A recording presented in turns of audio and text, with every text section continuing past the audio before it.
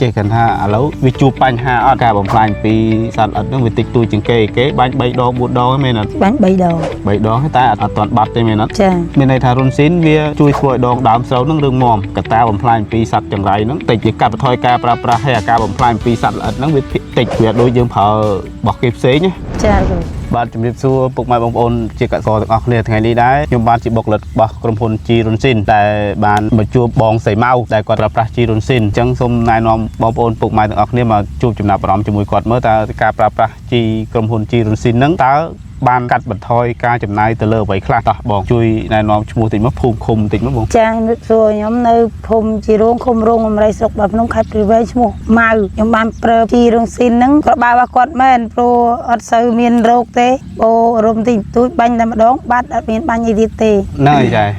អរគុណច្រើនចាហ្នឹងហើយបច្ចុប្បន្នចាយប្រើទៅលើស្រូវអីគេដែរចាស្រូវហ្នឹងស្រូវអីស្រូវអ៊ីចាយឃើញទៅអត់មានកុហកមានអីណាថាដងដើមវាបែបណាចាយមើលស្លឹកមើលអីពីពេលដែលចាយប្រើជីគេផ្សេងមកប្រៀបមកជាមួយនឹងរុនស៊ីនទៅចាយមានចំណាប់អារម្មណ៍ថាវាល្អខ្លាំងបែបណាឬក៏យ៉ាងណាមានអីលោកគ្រូជីបានល្អមែនតែគាត់ថាអាហ្នឹងខ្ញុំធ្លាប់ព្រិចខ្លួនឯងកន្លែងណាដូចដែលយើងចាប់រៀងច្រើនវារៀងល្អបើណារៀងស្ទើតិចវារៀងស្ទើដែរគាត់ថាប៉ុណ្ណឹងទេអានេះមកវាយើងចាប់ជីវាអត់បានស្មើដៃសម្រាប់ពី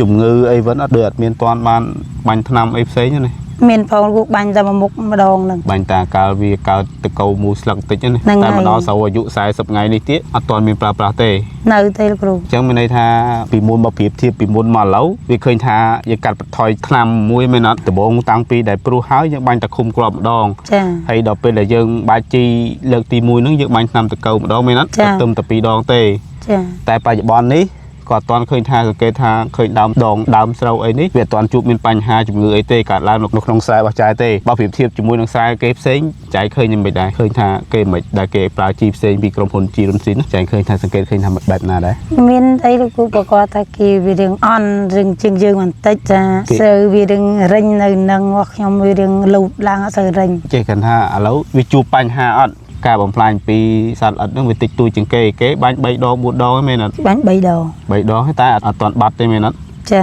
មានន័យថារុនស៊ីនវាជួយធ្វើឲ្យដងដើមស្រូវហ្នឹងរឹងមាំកត្តាបំផ្លាញពីសត្វចង្រៃហ្នឹងតិចជាកាត់បន្ថយ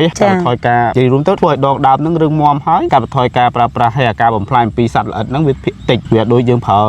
បស់គេផ្សេងណាចាគ្រូឃើញតែអញ្ចឹងអត់ពីមុនដែលខ្ញុំមកជួបចាឯងហ្នឹងលើកទី1ហ្នឹងខ្ញុំប្រាប់ថាចាឯងព្យាយាមធ្វើម៉េចកាត់បន្ថយការចំណាយថ្លៃដើមឲ្យបានច្រើនដែលអាចតែយើងធ្វើបានបច្ចុប្បន្ននេះចាឯងព្រោះពូជនេះវាខ្ទង់មួយហាត់តា300 គីឡូហើយច្រើនណាធ្លាប់ប្រើប៉ុណ្ណឹងចាប្រើប៉ុណ្ណឹងអានេះក៏ខ្ញុំមិនបានទៅអីដែរគាត់ថាឲ្យបើសិនជាអាចចាឯងប្រើត្រឹមតា200 គីឡូមក150មក100 គីឡូអីហ្នឹងបានហើយប៉ុណ្ណឹងប្រើជីរុនស៊ីនអេហ្មងហ្នឹងហើយឥឡូវជា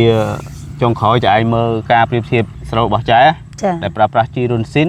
ជាមួយនឹងដងដើមស្រែរបស់កសិករផ្សេងដែលគាត់ប្រើប្រាស់ជីផ្សេងហ្នឹងតើចាញ់សង្កេតឃើញថាបែបណាថាដងដើមវាមិនវិញដងដើមវាដូចតែវារឹងហើយវាស្អាតដើមថ្លោះធំឆ្លោះជាងរបស់គេដែលគេប្រើរុនស៊ីនហ្នឹងចា